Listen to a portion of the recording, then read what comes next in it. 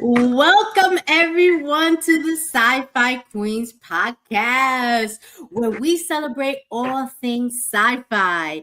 If you're new to our channel, we ask that you hit that subscribe and notification bell. We would really appreciate it as it'll help our channel grow. You will also see, if you want to support our channel, our website, sci-fi-queens.net. Scrolling at the bottom of the page, you will find information on the queens, our shows, and a link to our merch store. Tonight, ooh, we got a special show. Yes. Joining me tonight is the queen of the nerds, Tiffany. Hello. And Hello. I am your host, Nita. Now, tonight, Sarah, the queen of darkness, will be joining us, but she shall return with some darkness. Okay. No fear about that. She will be returning with some darkness. Yeah. But before we start our show, Tiffany, let's check in. What's going on, Queen? Now, What's happening? unbeknownst to everyone, I have just arrived in the nick of time. She on island time. I have I'm sitting here like just arrived in the nick of time, so I'm still composing myself. But I'm good, and I have so much to talk about. So many things.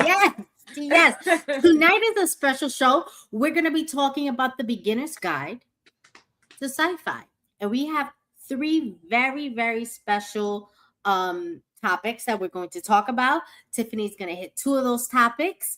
We're going to be talking about Doctor Who. We're going to be talking about Game of Thrones and Lord of the Ring. And we're going to be talking about how is it that we are going to best watch these shows, right? Before we start, Tiffany, do you want to say something in preparation? Well, I'll just say I'm doing Game of Thrones and Lord of the Rings, so it's more fantasy, but we blur the lines. And still, most people who are into the sci-fi fandoms would definitely enjoy these. So I want to make sure. Absolutely. And as we always say here in the Sci-Fi Queens, fantasy is sci-fi's cousin. They're very much on the line. I'm going to be yapping. I have background knowledge. I have all the things. I've done all the research. It's super Queen of the Nerds tea. And I love it. Absolutely. So we have a lot to cover today. Yes. And I'm going to start with Doctor Who, and I'm going to tell you guys, I already have a lot of slides and I had to cut some out because we need time for the other ones and we can't be here for 5 hours. That's not the kind of podcast we do. Because I timed myself because preparation, I timed myself and I cut mine way down. Exactly. So we're going to start with some Doctor Who, right? And we're going to talk about the history of Doctor Who and talk about what's happening with Doctor Who. Doctor Who is something that, is been around for a long time. Okay. Doctor Who was first aired November 23rd in 1963. It has continued through the classic era, which is considered 1963 to 1989. The 1996 TV movie and the modern revival 2005 to present time. That means this show has been running for 60 plus years, officially described as spanning 60 plus years from its November 1963 debut to present time, making it the longest running sci-fi series in history. I mean, that's deep. Okay? Yeah. And before I start, I gotta say, the classic villains, they still are awesome. Yeah. Because I love me some classic villains. Okay. And we're not gonna touch on those, but I just want some. Darling, I'll just say for the people who already know what I'm thinking, let it go. We're gonna let one go though. We're gonna let one villain we're going to let go in the next season of Doctor Who. Please don't let them show up. But the rest of them, but it can't be the Daleks. I love me the Daleks. That's what I'm talking about. if I see another Dalek, I might lose my mind. And I want to cosplay one. That's how much I loves them, girl.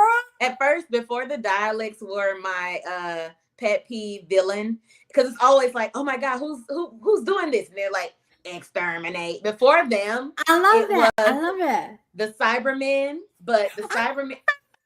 Come on now. Please. They have to come up with Who's your favorite? Who's your favorite? They have to come up with something else. They do need new ones. They do recycle their villains a lot. My favorite villain of all Doctor Who time is the Master.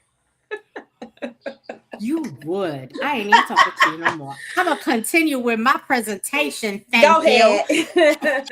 So I'm gonna tell you a little bit about the history of the Doctors before we get into what's the best way to watch it, in my opinion. Remember, this is just our opinion. Mm-hmm. Do not take this so deeply serious.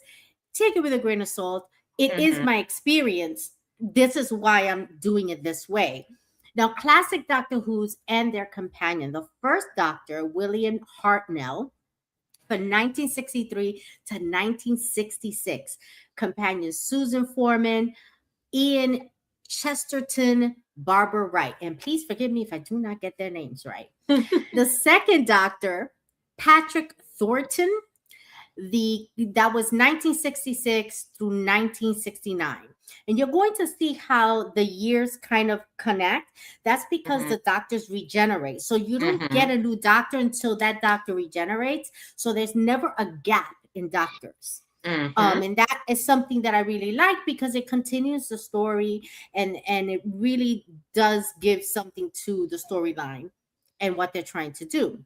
Now, his companions was Jamie McCrimmon, Victoria Waterfield, and Zoe Heriot. The third Doctor, John Privy, 1970 to 1974. The companion, Liz Shaw, Joe Grant, Sarah Jane Smith. The fourth Doctor, Tom Baker, 1974 to 81.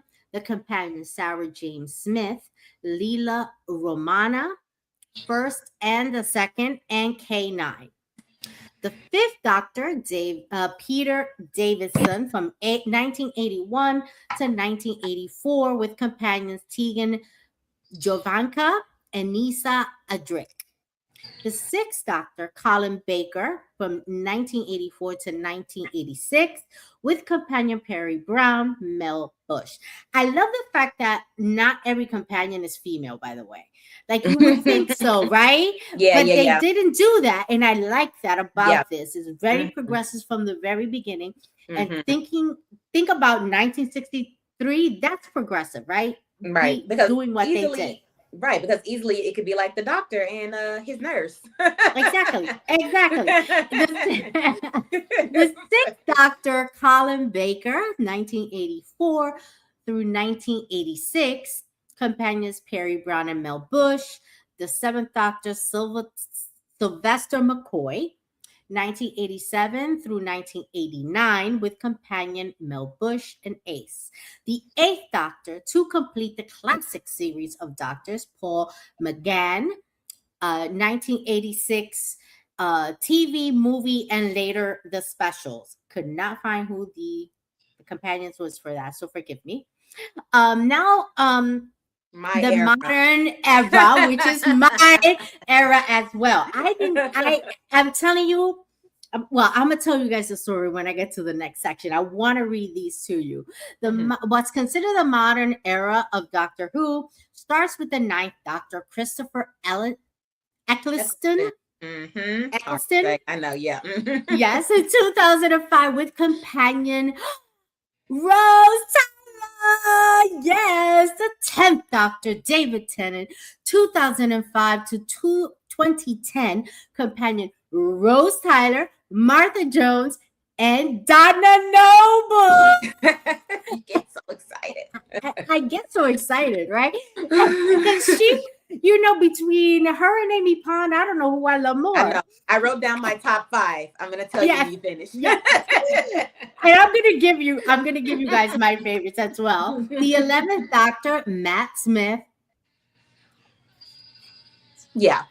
Yeah. To the 2010 to 2013 companion Amy Pond, Rory Williamson. I need a Williams. I need a Rory in my life. Is there any Rorys out there that would want me? I want a Rory. Yeah. And Clara Oswell. The 12th Doctor, Peter Capaldi. You know that older man got my heart. And I'm not an older man, girl. Every time I that see man him, got my heart. I'm like, my goodness. 2013 to 2017, companion Clara Oswell, Bill Pott, and Nardell. The 13th Doctor, Jodie Whittaker. Is it Whittaker? Is that how it's pronounced? Whitaker. Oh, Whitaker. Okay. Forgive me, Jodie. I love you. Because you know she's watching. 2018 through 2022, companion Yaz Khan, Ryan Sinclair, Graham O'Brien. Who doesn't love them some Graham? I loved him. He brought balance. 14th Doctor, David Tennant again. 2023 special with Donna Noble returning. And the 15th Doctor, which is where we are at currently until they bring it back, is Nakuti Gatwa. Please forgive me, Nakuti, because I know you're watching. Because I know I just butchered your name. The N is actually silent. Just, for my So it's Kuti. So it's Kuti. It's actually Shooty. Shooty. I'm gonna learn me some. I'm gonna learn me some African. I'm gonna go deep down into my African heritage for this book. Shooty Gatwa from 2023 to present, because we haven't gotten a new one yet. Correct. So it's considered present until the new one comes up. And his companion was Ruby Sunday in the early era of his show, then later Belinda Chandra. And these are amazing. Before we go to the next one, which are your top 5? Top 5 doctors, and it's so hard to put them in order, but here's my order. No. Super biased. Shooty Gatwa number 1 because I loved his seasons, mostly because of the representation. It was so different. Yes. It was like the doctor's always like this unspoken sexuality. But because, he's always like making jokes, even like when he had Captain Jack, there's always like this little playful banter. But with Shooty, it was like, I love all sexes. Okay. It was like upfront. He was really showing, a lot of pride representation, that he had a male lover. Like it was tea. And then next after Shooty is David Tennant, and then Matt Smith, Peter Capaldi, and I'm gonna have to put Jodie Whittaker at top 5, but number 5 only because I didn't really like the companions. I know you say you like Graham. I didn't like the companions. I didn't love them. I'll say I liked them. I didn't love them. I gotta be honest. My top 5 companions would be Martha Jones, Captain Jack, Amy and Rory are a package. I'm gonna put them together. Matt Lucas, who was Nardwuar, and Clara. Honorable mention to Donna. Yes. Okay. I liked Clara because she had 2 doctors. I really liked her more with Matt than with Peter Capaldi, but I'll take both. I liked it when Peter came in and she was kind of find her feet. Kind of like how we were. It was like going from a super young doctor to someone more older, a little bit more refined, even though the doctor is millennia years old. Around that time when we were still getting like this whole mystery, like that's when they were really building up the mystery behind the doctor's origins. And then we had just left the whole, I don't want to spoil anything, but we had just left like big reveals behind with Matt Smith, and to jump into that. So it was just, and plus with Clara, I'll just say that there were a lot of reveals for her too. A lot of times they don't really go into too much with the companions. They do skim onto their life. Of course, we see like them having to leave, the consequences of them having to be traveling with the doctor. Of course, they leave their life behind. But I think with Clara, there was like a mystery. And so I kind of like that. And then with Rory and Amy, there was a mystery too. And so I kind of liked that there was like this whole background, what the heck is going on after every like monster of the week thing, So yes, absolutely. Yes. So my top 5 In no particular order. I'm gonna maybe there is an order. Maybe there is an order. There's an order. Yeah. Kuti Guatwa, for the same reasons that you provided, the representation, he was original. He was an original doctor because there was no other doctor like him. Plus, when they brought him, and when they brought him in, they also opened the door to a female black woman doctor that doesn't have her own show, but does exist and was brought into episodes, and that's something that I felt like. But yes. Just watching it, man. Keep a lookout for her. Keep a lookout for the black female doctor, the fugitive doctor. The thing is, if you're wondering, am I going to see myself in this show? You will if you are a black woman in that episode. Yeah, absolutely. Yeah. And Matt Smith always has a place in my corazón forever. Okay, I love some Matt Smith. But he'll be talked about again tonight. He'll be talked about again in the Game of Thrones section. He can't do anything wrong. Every time I see him in anything he does, he embodies it, right? He's just like, and I love it. Yeah. Now, David Tennant has my whole heart. That's your number one? Oh, he's got my whole heart. Oh, the sin that goes through my mind with some Tennant. Okay. I agree. I agree. Yes. I although let me tell you, Gatwa needs to never wear pants. I love him in a skirt. Oh, those legs, yeah. The sexuality is fluid, guys. We don't even know. We like a man in a skirt. We love it all. It's all kind of fluid. I love that he had different clothes. Yes. Tennant, they all wore the same outfit. They picked. But I love that he had a different outfit. Yes. He kept changing with wherever he landed. It was a new outfit, and I was like, "This is what I'm talking about." Absolutely. Hopefully, they keep that going with the next one. Exactly. Jodie Whittaker. Wow, female representation. Yeah, definitely. She gave this different kind of feel to the doctor. She embodied the craziness. The outfit that she wore was insane. It was like a combination of other doctors. Like, she was just so completely amazing. I thought she was just fantastic. Now, Peter Capaldi is my fifth, but not because he is last. Wow, he is a phenomenal actor who did embody this part. He brought a maturity and a sexuality to like, wow, it made you it makes you think about yourself. Even with him, they brought the master as a woman. Like, it was like, oh, what's going on here? I'm liking that. And I thought that was like the most amazing thing. Yeah. Okay. Now, companions, I'm going to start with my number one favorite. I know you don't agree, but that's okay. Donna Noble. She's my Donna was my honorable mention. I'm not saying Donna ain't honorable mention. But here's the thing with Donna, that why she's my number one. Because she wasn't some teeny bopper who fell in love with him. She wanted to smack him 99% of the time. I love the fact that she brought that energy. The girl came so prepared, and she was like, I'm ready to do this. He didn't pick her. She picked him. Yeah, that's She was in charge from day one. Yeah.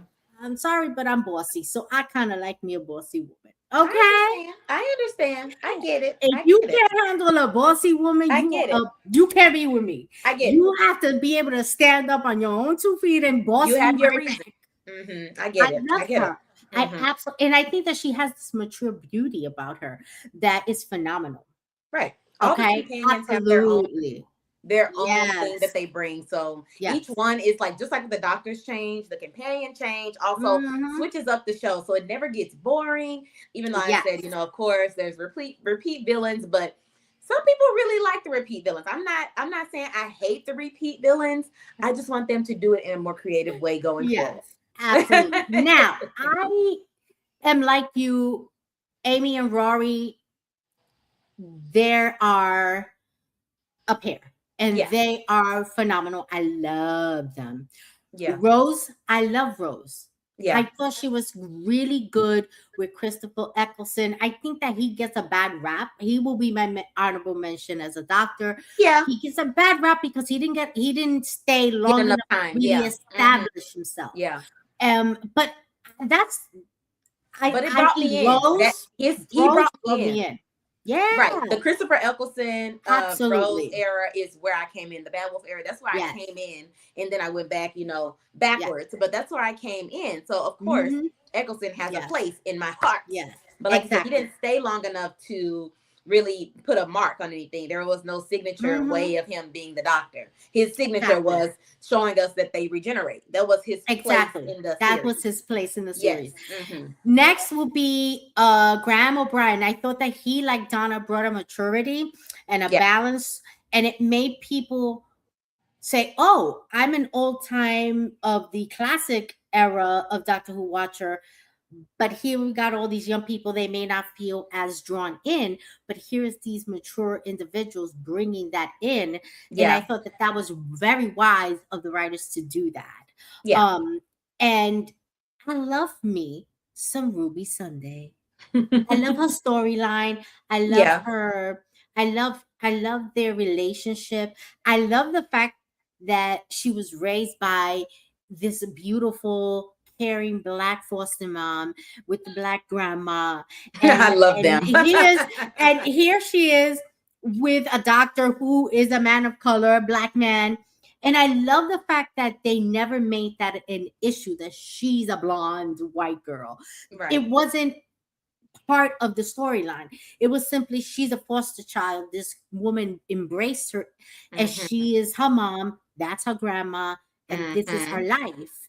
And there was this beauty about it, And I thought that the story was so well done. I wanted more.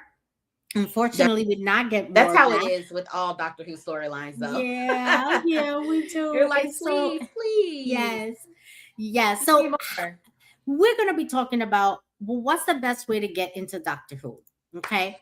And we're going to talk about that because I made a mistake when I first started watching Doctor Who. And let me tell you something. Someone corrected my mistake, guided me through it properly, and now I'm a big fan. Okay? I am a big fan. Here goes. I thought 60, because I had a friend, she was into Doctor Who. She goes, oh, you should get into Doctor Who. I said, okay. And I went back to the original, the first Doctor. Oh, no. Let me tell you why you don't do that. Because our modern time, our modern TV, our modern knowledge of it does not gravitate to something that is so old-fashioned. Yeah. If you don't have a background. Oh, you have to have an appreciation already. Absolutely. Yes. Absolutely. And I started watching them like, what's happening here? Right. She's like, why are you making me watch this? I was like, I watched like 2 or 3 episodes. I was done. Because you guys know me. If you don't get my attention, I'm out. Yeah.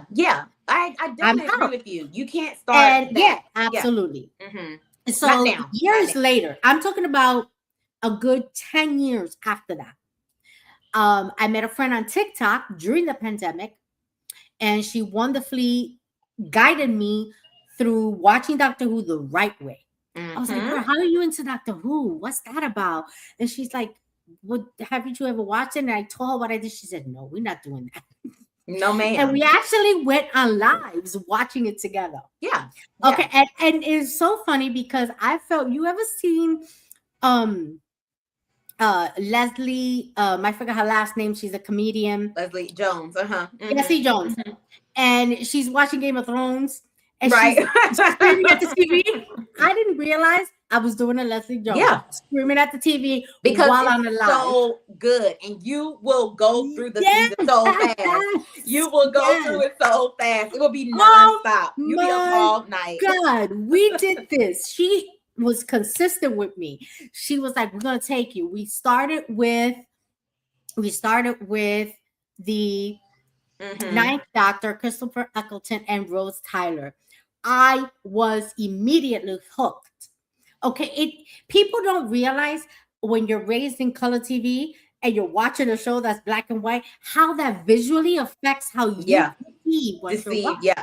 How you get it, take it in. Yeah, definitely. It's like if you've never watched Star Trek before and you start with the original series, you're going, really? What? This is what they like? This is not even the technology. Like, what? The specs, Yeah, I think where are they? certain fandoms, depending on when they were made, will allow you to go back and watch. Mm-hmm. Kind of like Star Wars, you can go back and watch the old stuff. It's not that old, the 80s.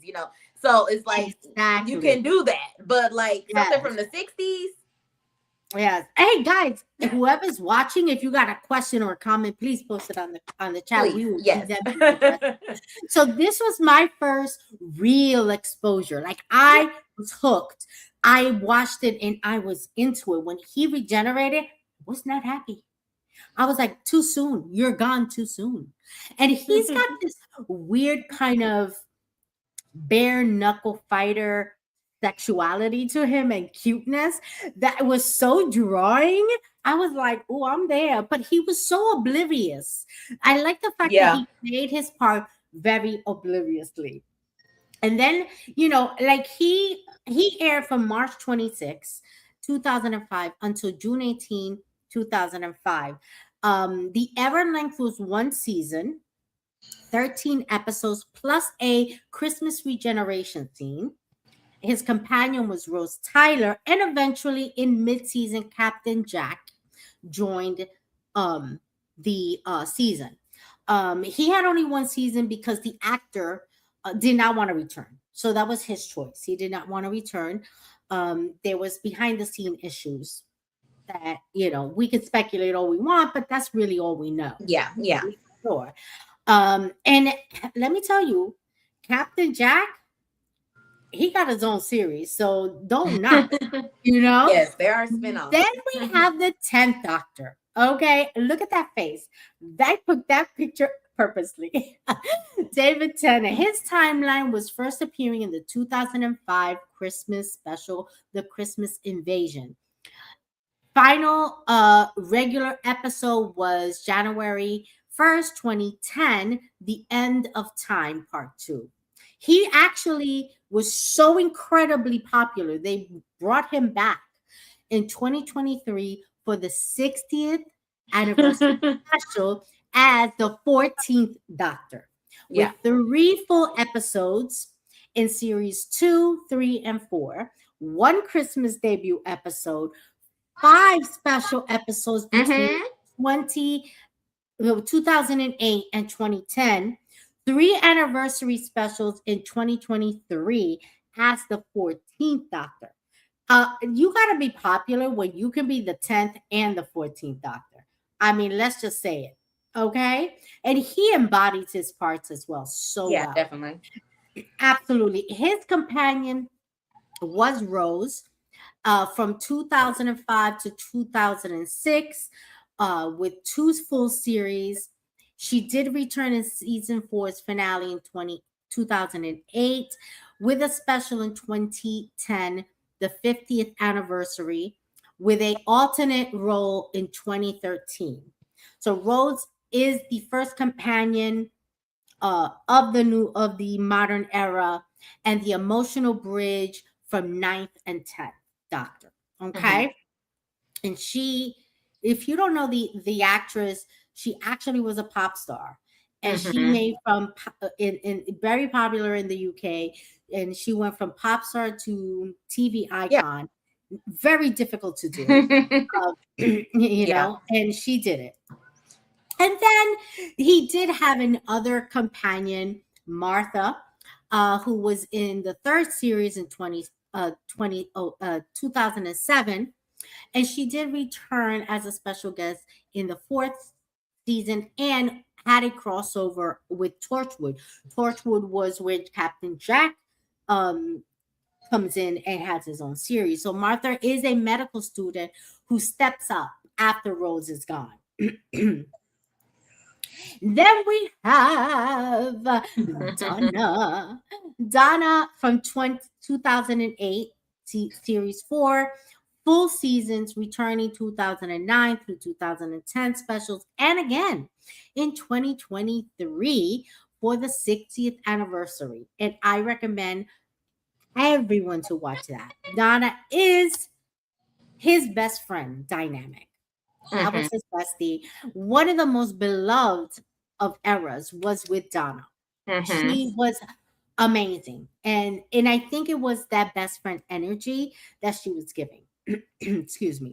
Then we have the 11th Doctor. This played by Matt Smith. His years was 2010 through 2013. Series 5, 6, 7A, and 7B with the 50th anniversary special. He had Amy Pond and Rory Williams from 2010 through 2012. They traveled as a trio for most of Series 5 and 7, forming one of the most iconic TARDIS teams.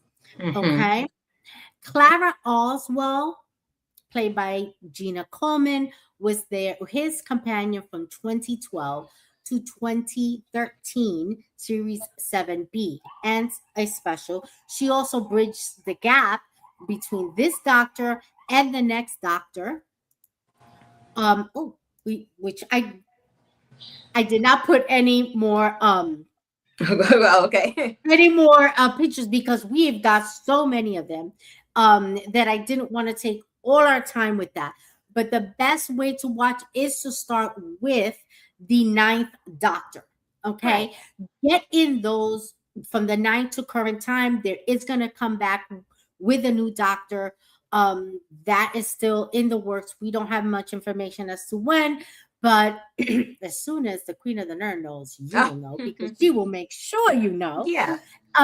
But once you get those in, yeah, once you get those series and you're up to date, I would to just go back to the original because then you're gonna understand the original in a different light, and you're gonna appreciate it better because it gives you a clarity. Do you have to understand the series? Absolutely not. No, definitely not. You do not have to. Go ahead. I think, in my expert TV opinion, I think that you would love Doctor Who if you like time travel. And I think the reason that the modern era hits better is because they can do time travel better. Whereas, they can show us the past better and then the future, they can take us, he goes to different planets. There's time travel. Yes. There's all kinds of, they call it timey-wimey things that happen. They're trying not to mess with the timeline, but they mess with the timeline. And then in the later seasons, it turns out they are the most crazy part of the timeline. Like, things are just so crazy, always going. You will never be bored. So that's what I would suggest with this series. If you're looking for something where you'll never be bored, you have a ton of material to watch. Like, if you just like, I'm so bored, I need a big serease. Here you go. Yeah. So and you don't have to watch the classic era. No, you don't. To enjoy and follow what's happening because they reference the villains from the classic eras. They bring those in. But they bring them in and provide you the information you need to understand. So you actually don't have to go back. But if you go back, you will see the evolution of the villains. Okay. Yeah. Nostalgia. And you can go back, see the evolution of what they look like versus then and now. And you don't have to watch the originals to understand and appreciate the show today. So I do want to shout out my girl Cece, who was the one who set me straight on how to watch it, because it gave me an appreciation for a classic show that is it really, just like all sci-fi, it gives you this perspective on what's happening in the real world in a science fiction kind of way, which I appreciate deeply. It is something that is just part of speculative fiction that exists.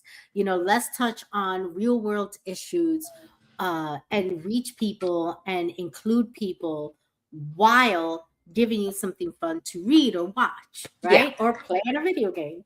So I'm going to turn it over to you. I got a ton, guys. Yeah, she got a ton. I had this just to give you an opening image. Oh, so well, okay, right. Talk before you tell me which image to go to. Like, right. Well, I'm going to do Game of Thrones first. Actually, the first image I sent you is going to be my opening image. But thank you.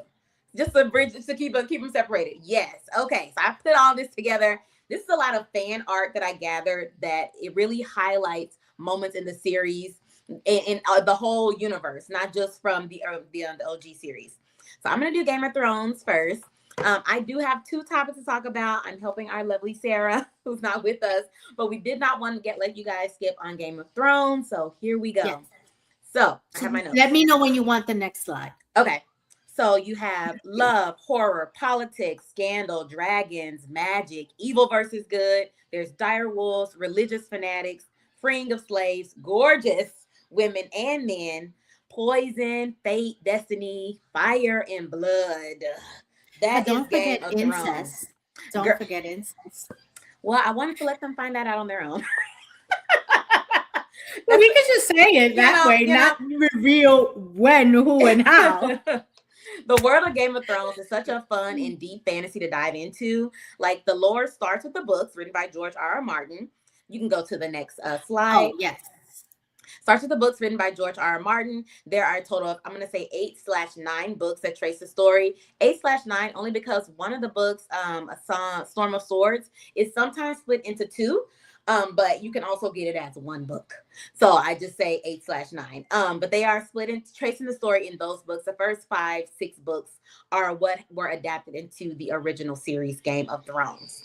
So I'm sure you've heard the phrase winter is coming. You've seen all the memes about this red wedding. You know there's dragons and a giant wall made of ice. And you're probably thinking, that sounds amazing. But where do I start? Where can I get into this? Because after this, they also have series. Should I read the books? Where should I go? So here's the truth about Game of Thrones. Yeah, it has a reputation for being kind of complicated, like as far as like lore goes. But there's a lot of names, a lot of places, a lot of bad people, good people. But really, it's just about getting to know the characters. Choose your character.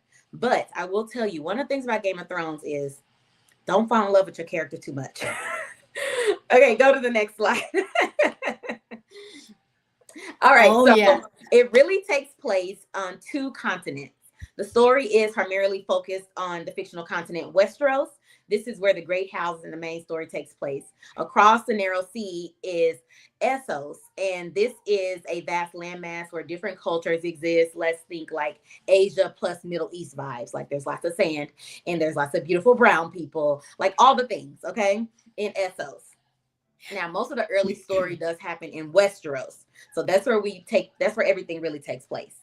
Westeros has different seasons that last for years. So there's summers that can last a decade and winters that can last like a whole generation. Like kids can be born in summer and never see winter, or born in winter and never see summer. So there's the 2 seasons, summer or winter, and they last forever. Okay. So how would you compare Game of Thrones map versus real map? Right. So I would say the Westeros is probably the size. They compare it to like South America. And like I said, like Essos, like as far as sizing would be Asia and the comprising of the Middle East, all the Asian countries, all of that together. Very large. Ooh, very large. Yeah. Lots of people, lots of different cultures in Essos versus in Westeros, where you pretty much just see white people. Okay. So it's just a lot of white people. But we love it. We love it there too. Okay. It's crazy over there. So next slide is the wall. Ooh, the wall. It is the best image of the wall. Right. They did such a good job with because they show you the kind of the wall, but this gives you this panoramic view of it that's like mind-blowing. Yes. So the wall covers the entire northern border of Westeros.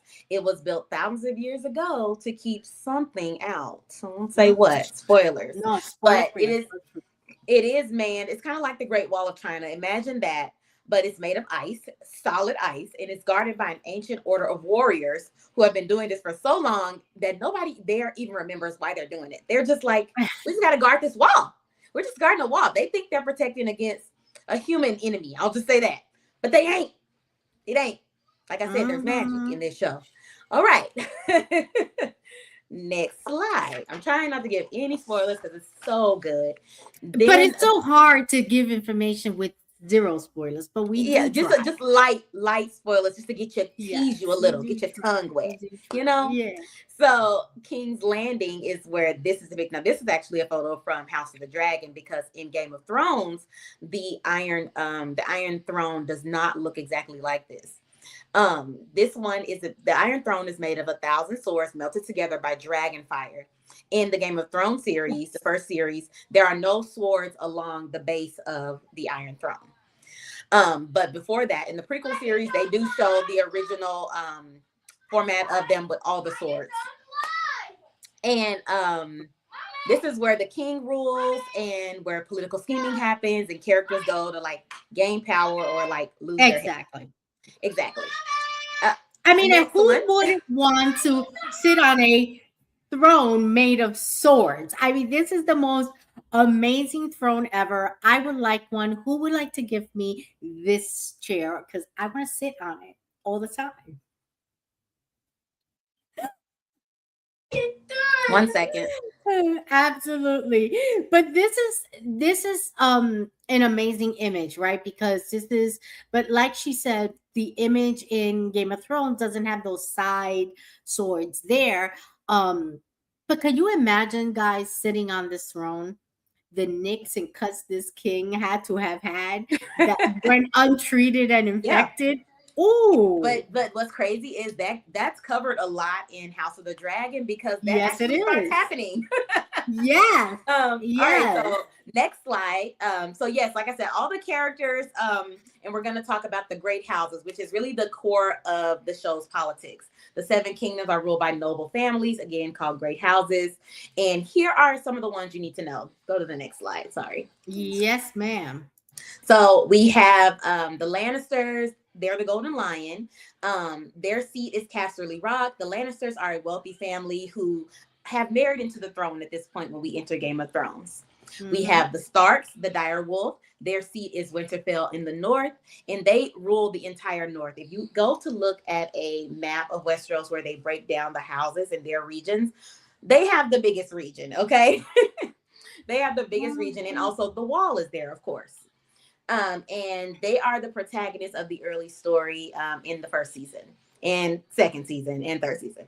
The next family is the Targaryens, a 3-headed dragon. Their historic seat is Dragonstone. Where we are in the story when we open in Game of Thrones is the Targaryens have been all but eliminated. And those who remain are in exile. The last surviving heirs are a young man named Viserys and his younger sister Daenerys. And they are in Essos in exile. So they are across the ocean in exile, awaiting, their time, biding their time. And then we have the Baratheons, the Stag. Their seat is Storm's End. When we start the series, they hold the throne. King Robert is holding the throne, but his line of succession to his son is complicated.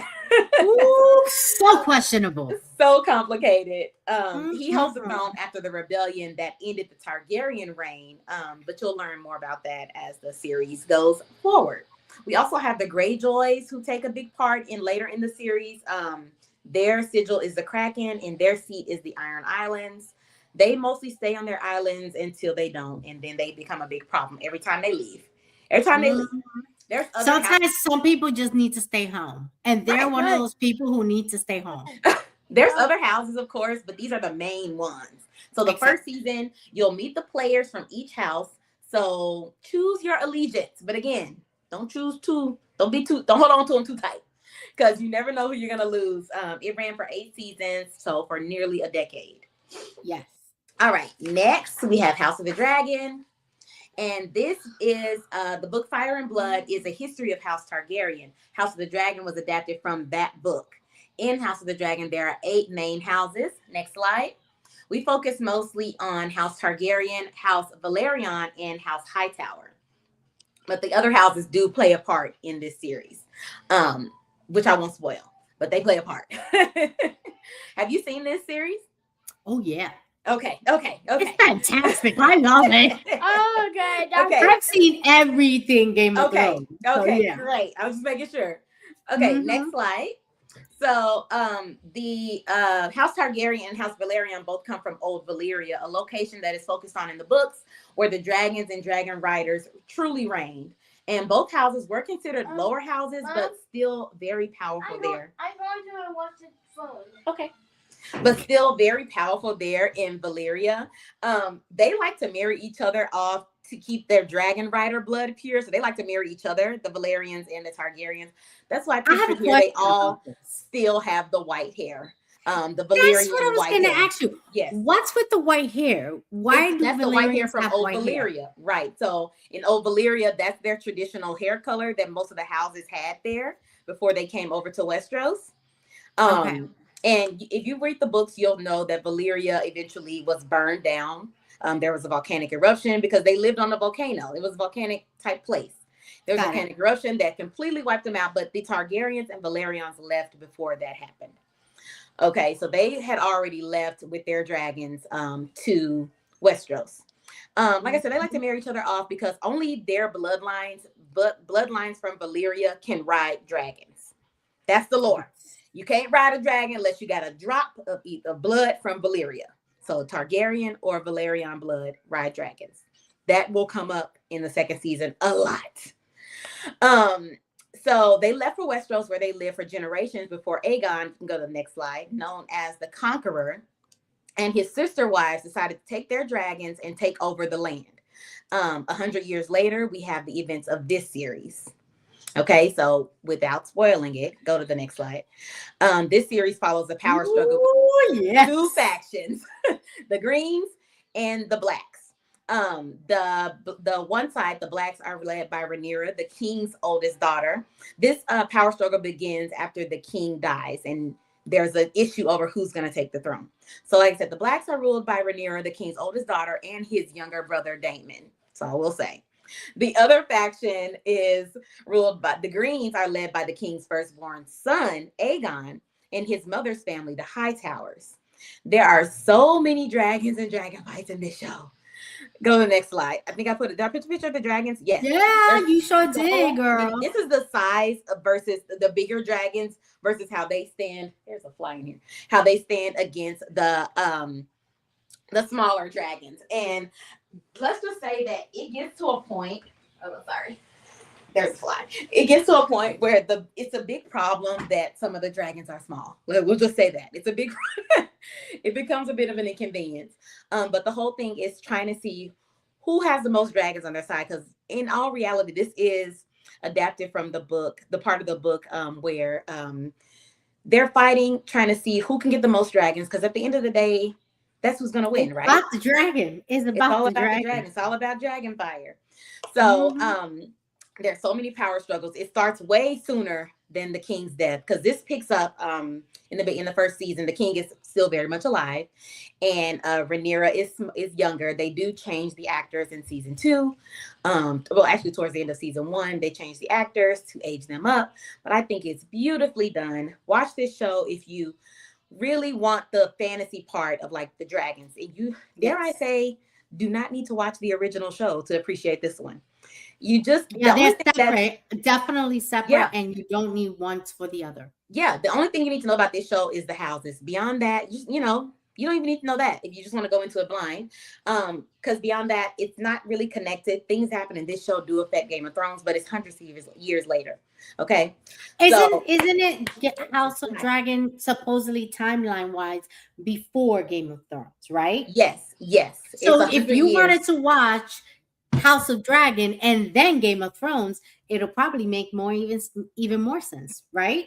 Well, I think kind of like with the Doctor Who thing. I think watching Game of Thrones, if you want to watch it all, I think you should watch the original series first for appreciation for the lack of dragons and what happens with the few that we get in that show.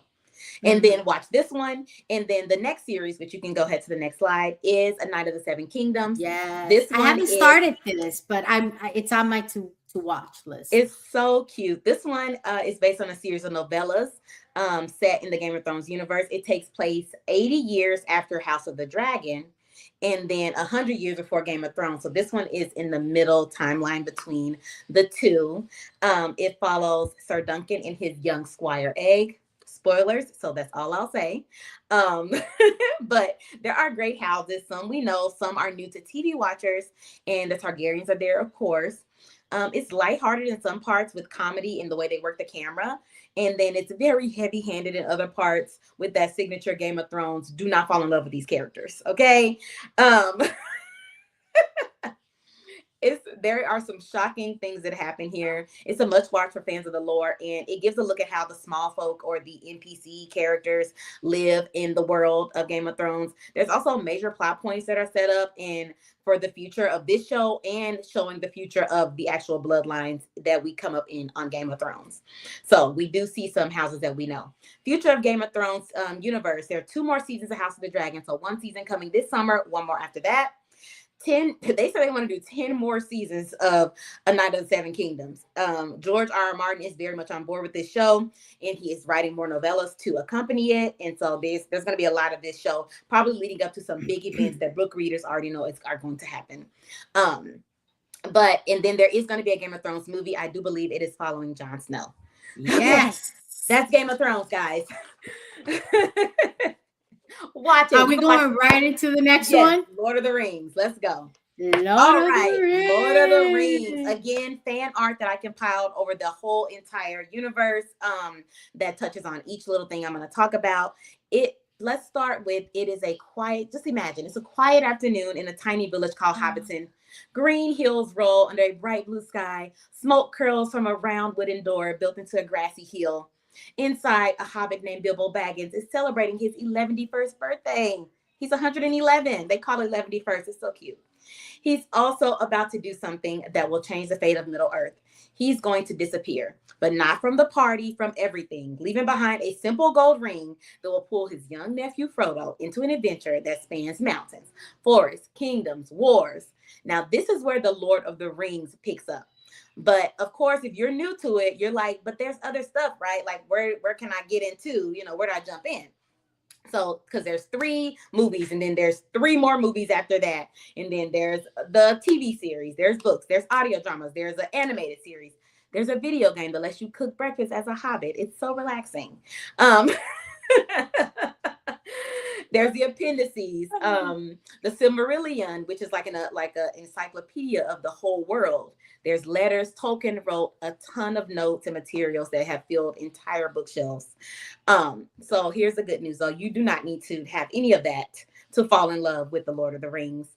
I'll tell you exactly where you can start, what you can watch, what you can skip, if you just don't care that much about background knowledge, and what you should know from the books that will make watching it much richer, even without actually reading them. I'll give you the tidbits, okay? So you don't have to read the books. So I'll start with, go to the next slide. Tolkien divided his timeline of his world into ages. Tolkien is the creator of Lord of the Rings. He wrote the books and all the other stuff. So he divided his timelines into ages, which are helpful for better understanding the story. And I think such a fascinating lore for the world. So the first age is the Age of Starlight in Valinor, which is magic land. There are 2 giant magical trees, one that gave off silver light, one off gold. For thousands of years, the elves lived by the light of these trees, while Middle-earth, which is the mortal land, lay in darkness, only under starlight. When the elves first woke up, many elves that you see in The Hobbit and Lord of the Rings were born during this time. This is why they are called the Eldar, or the Ancient Ones. So they live forever, basically, the elves. This is thousands of years before the events of Lord of the Rings. So so when we meet them in that series, they are already thousands of years old, tens of thousands of years old, but they look good. So this age ends with the darkening of Valinor. Morgoth, which is the first Dark Lord, which you'll need to know about, because he'll be referenced, but mostly they'll be talking more about his lieutenant Sauron. So that's who he really is, the big bad guy in this series. He destroyed the 2 trees with the help of a giant spider. There are giant spiders in this series, guys, just so you know. If you're arachnophobic, just remember yourself. It's gonna be some spider work, okay? There is. The consequences of that, they use the last flower from the tree to create the sun and the moon, which rose for the first time over Middle-earth, creating the first age. All right, next slide. So that's the background knowledge on the elves. During the first age, which is called the Elder Days, the elves had a rebellion to finally defeat Morgoth and created 3 legendary jewels made from the fruits of the light of, made from the light of the first trees. During the First Age, there were, like I said, a lot of wars. It was tragic. They finally ended Morgoth, but a lot of Middle Earth was lost in the process. So when we do get to Middle Earth, it's fractured. A lot of the parts are missing. Like, they really tore up the mortal world trying to fight him. Next slide. This age ends, of course, with the war where they defeat Morgoth. The second age begins. This is where we come into Rings of Power. Rings of Power is a prequel series to the Game of Thrones series. So this is where we come into Rings of Power, the rise and fall of Numenor, which we will see this coming up season. After Morgoth's death, Sauron rises as a new Dark Lord. Sauron is his lieutenant. So he rises and tries to dominate Middle Earth. Not through brute force, though. He does it through manipulation and small little things where he tries to get the elves to do his bidding. This is when they create the actual One Ring and the other Rings of Power. This is during this age, it's also the last alliance of elves and men, and it is where they finally defeat Sauron. He's never really defeated, guys. That's a spoiler alert. He's like Venom. If you leave a little drop, he will regenerate. Okay. Yes.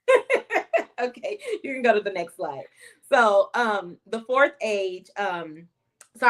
age is when the Lord of the Rings actually happens and the Hobbit movies. So it covers Sauron's last years of lurking, the decline of the elves, the rise of Gondor and Rohan, which are the realms of men, and finally the War of the Ring, where they have to do something to defeat him. I won't say what.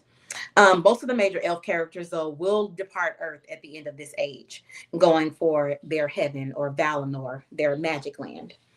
All right, so the fourth age is the beginning of human history. So the way Tolkien wrote it is that this is our past. He wrote this like, this is what happened before now. So he wrote it that now we're probably in the 6th or 7th age currently in our timeline, if we're in his world. But yeah, so that's just a background on that. You can move to the next slide. The books are, so this is the Age of Men, sorry. Slide for Age of Men. Now next slide. So the main books are The Hobbit and the Lord of the Rings series. The Hobbit is a short, light adventure. It was really made for kids, but when they did the movies, they made it very dark to kind of keep up with the Lord of the Rings. So they wanted to keep it in that same kind of realm, same kind of vibe. Lord of the Rings, of course, is a much more serious epic that takes place 60 years later. So I have only read the Hobbit books. I have not read the Lord of the Rings books. So I did... I can't tell you if the Hobbit books are completely different from what they gave you. I just know that they were wrote for kids. And I mean, if the Lord of the Rings books are completely different than what they actually gave us on the screen. I can tell you what I've read, but I don't know from firsthand knowledge. Okay, so next slide. The Hobbit trilogy. The Lord of the Rings trilogy. All right. The Lord of the Rings trilogy is The Lord of the Rings, The Fellowship of the Ring, The Lord of the Rings, The Two Towers, and The Lord of the Rings, Return of the King. There are a lot of changes. Like I said, I don't really know the exact ones, but I know there were changes from the book to the film, and so I won't spoil them here. But they changed a lot, but I will say that since, like I said, I didn't read the book, so I will say that you can definitely watch this series without the book knowledge. Yeah, it's still true. A sweeping fantasy. They explain all the characters. The absolute only thing I will tell you, which is kind of a spoiler, but they never get into it, is that the wizards are not actually wizards, okay? They are basically angel beings, which kind of comes up in Rings of Power if you watch that series, but you kind of got to know what you're looking at. Okay, so I'll just go ahead and tell you. And I've never read any of the books. Yeah. And I got into this. So yeah, it absolutely can be done. Yeah. Definitely. You fall in love with the characters. Books lose me when they start doing 6 and 7 series books. Like I'd say you and then they're like my ADHD does not allow thousands of pages long. Yeah, and they're not short books. They're really big. Mm-hmm. Yeah. Yeah, okay, my ADHD does not allow me to do that. It shuts down. Yeah, you can definitely watch these, without reading the book. But yeah. I'm glad you agree, Rock the Golem. They lose me. It's too much. It's too much. But I know that they did change. Like I said, the wizards are not actually wizards. They're like angel beings. And the ages of some of them, I know the hobbits were younger in the books, and the some of the human characters were older. So they kind of sexied them up for, for the screen. But you can go to the next set. I think it's The Hobbit. So so The Hobbit is really a prequel to Lord of the Rings. And so these events happen before the events in the Lord of the Rings trilogy. Hobbit, An Unexpected Journey, we get to see Bilbo's journey. Whereas in the Lord of the Rings films, we start at the end of his journey in the beginning of Frodo's. This shows the beginning of him leaving the Shire, going out to have an adventure. In The Hobbit, The Desolation of Smaug, there's a dragon that talks. Okay. Love that. We love our dragons in our fantasy. Okay. In The Hobbit, A Battle of the Five Armies, it's a big fantasy. They have big fantasy battles, and there's more of that dragon, baby. Okay. And she don't want to give up her gold. That's the bottom line. Okay. So I kind of feel for her in that, but listen, a girl got to do what she got to do. It's not her story. It's not her story. I feel for her, but it's not her story. Like I said, the original books, The Hobbit, were written for children. So when Peter Jackson took over and wanted to create them into films to follow up with his trilogy, he made them darker, more serious tone. But I like that. I'm not against it. I love it. I love a little dark fantasy. All right. So next up is The Rings of Power. This is a so good series. It is designed as a prequel, but it's not based directly on any of the books. It compresses thousands of years of history from the Silmarillion, which is an appendices, into a single narrative timeline that a television audience can easily follow. It's set during the Second Age, thousands of years before the events of The Hobbit and The Lord of the Rings. Some elven characters, like I said, will recognize from the films. Book readers or guests at some of the lore events that come up. They'll be like, hey, I know. Because they changed a lot though, so you won't really flat out know. So even if you think you know all the Tolkien things to know, you'll still be surprised by this. Oh, you've never seen this? It's so good. No spoilers, but it is good. Another season coming out. Good. Another season coming out. Where we pick up in this one is, like I said, the end of the war with Morgoth, and they're still they think they've killed Sauron, but Galadriel, she knows in her heart.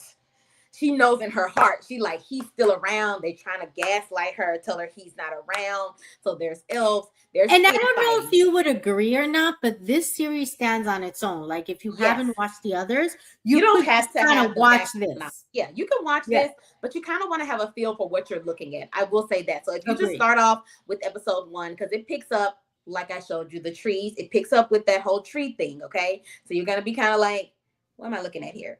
But you can still appreciate, because they're going to explain. It's explained in a way that, like I said, TV audiences can grasp it. So I do agree with you. You don't have to see anything else other than this, but it's fun to know that there are dwarves in the mountain, that the elves live forever, that, some of the names that come up, you're like, oh yeah, he's from Lord of the Rings. Like, that's like fun stuff to know.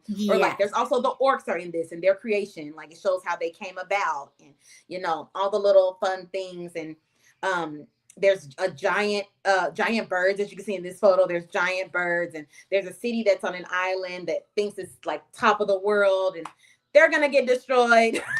But it's like so many things. They show us the hobbits, but they're not hobbits yet. Like, it's a lot of background things that you think that you can watch this without knowing anything. But I would just go into it knowing, just so you can feel a better watching experience. At least know a little bit, even if you don't want to watch The Hobbit. I think just watching the Lord of the Rings films, which are great watches. If you watch the extended cut, you'll get a lot more. Sorry. No, you're good. Go ahead. Oh, okay. So, like I said, this show, actually, Rock the Golem has a question. You might know this better than I do. You guys ever touch on 40K? Because I think that'd be an awesome segment based on how you're talking about Lord of the Rings. I've seen this. Have you watched 40K? What is 40K? I haven't. Warhammer? Are we talking about Warhammer? Yes. Okay. Yeah. Okay. So Warhammer. Okay. So we talked about it briefly, but I know with the new series coming out, we will talk about it again. Oh yeah. Now I remember. Yes. 40K without the Warhammer was like, right. Yes. We will discuss it again. Yes. Stay tuned. Stay tuned. I knew when you said 40K, I was like, wait, are we on the same page? Yes, Henry Cavill. That's why he left The Witcher. That's why he left The Witcher. Back to this with the ring. So in Rings of Power, it's titled Rings of Power for a reason. This is where the creation of the One Ring and the other rings were created. No, you're fine. Derail us. We love a good little chit chat. Absolutely. But this is where the rings are created. So if you ever wanted to actually, because I know in the Lord of the Rings films, we only get to see the one ring, and they briefly mention the other rings. But this is where Sauron comes and convinces the elves to make the rings, and it is who doesn't like a series about jewelry? It is so insane. It is so insane how it comes about. I never would have guessed it. But yeah, so that's it. The next day, that's it for that. For Rings of Power. There's also an animated film, The War of Rohirrim. This is so good, especially if I love an anime, guy, so you cannot keep me away from it. But this is set 183 years before the Lord of the Rings. And so it tells the story of Helm Hammerhead, the legendary king of Rohan. And this happens, like I said, before all of that. So you don't really need any of that to watch this. It's just its own separate, like, fantasy war series. So you can definitely watch this without seeing any other stuff. I believe it's on especially Netflix. If you're more into anime than live action. Yeah, this will be the series. This will be the one to watch. Definitely. So there's also a video game, just a cozy life simulation where you can create your own hobbit and move to the villages. It's so cute and just, cozy. Is this though a children's or is this adult? Like, what's the age range for kind of like video? Animal Farm. So, if you would say that's for kids, kind of like that kind of vibe. It's for everyone. For everyone, I guess. Okay. Yeah. So there's no fighting. There's none of that. No blood, none of that. But it's adorable. Yes, it's so cute. You can cook, and you have a garden and all these things. So it's super cute and cozy. So the future of the Lord of the Rings, Warner Brothers is actively developing multiple Lord of the Rings movies. The first one is Lord of the Rings: The Hunt for Gollum, which will be released December 17th, 2027. Andy Serkis, who plays Gollum, is directing and will reprise his role as Gollum. It's a live action prequel that will focus on Gollum's backstory and the events taking place in the timeline between The Hobbit and the Fellowship of the Ring. So small little space between that. Yes. I believe it's about a 60-year time span. So there'll be a lot they can get into in that. And the other movie is Lord of the Rings: The Shadow of the Past, which is a working title. So it might change. But it's in development to follow The Hunt for Gollum. It's being written actually by late show host Stephen Colbert, who previously collabed with them on The Hobbit, which I didn't know. I didn't know that either. But it's being written by him and his son. The plot of the movie will come from chapters of the Fellowship of the Ring that did not make it into the Peter Jackson adaptation. So 14 years after the passing of Frodo, Sam, Merry, and Pippin set out to retrace the first steps of their adventure. Meanwhile, Sam's daughter, Eleanor, has discovered a long-buried secret and is determined to uncover why the War of the Ring was very nearly lost before it ever began. Oh, yeah. I want more Lord of the Rings. But yeah, so definitely another season. I think they're going to do 2 or 3 more seasons of Rings of Power. So, we love it. We got some more jury coming up. Hey. Yes, so good. Oh my goodness. Definitely this wraps up the beginner's guide to sci-fi. If you guys want to know, we do have another episode that talks about Star Trek, Star Wars, and Alien versus Predator. So check that out on our YouTube channel. And thank you so much, guys, for keeping up here and staying with us. We do want to announce our next episode, which will be May 29th at 9 p.m. Eastern Time, where Tiffany is going to tell us what's next in sci-fi TV and movies. So many things. So exciting. Okay. Yeah, she is our TV guide for sci-fi. Okay. And she's going to bring you what's coming up next, what's canceled, what's happening. Alien versus Predator. Oh, yes. And Shannara Chronicles, I'm going to add it to the list. Don't worry for our next one. Because we will do another beginner's guide in a couple months. So stay tuned for that. What's next in sci-fi? I'm going to give you things that are coming between May, June, and July. Anything that's coming up through the summer. And so please tune in for that. If you just don't know what to watch in sci-fi coming up for the summer, I got you. You can follow me at the.nerdgoddess on TikTok, where I talk about all things TV, sci-fi, fantasy. Everybody gets play over there. And you can follow Nita at the Sci-Fi Queens, also on TikTok, guys, to get all of our Yes, absolutely. And Instagram, Facebook, follow us everywhere. But thank you so much, guys, for joining us tonight. And we will see you up May 29th. Thank you. Thank you for watching the Sci-Fi Queens, and be sure to support us on all our social medias and check out our website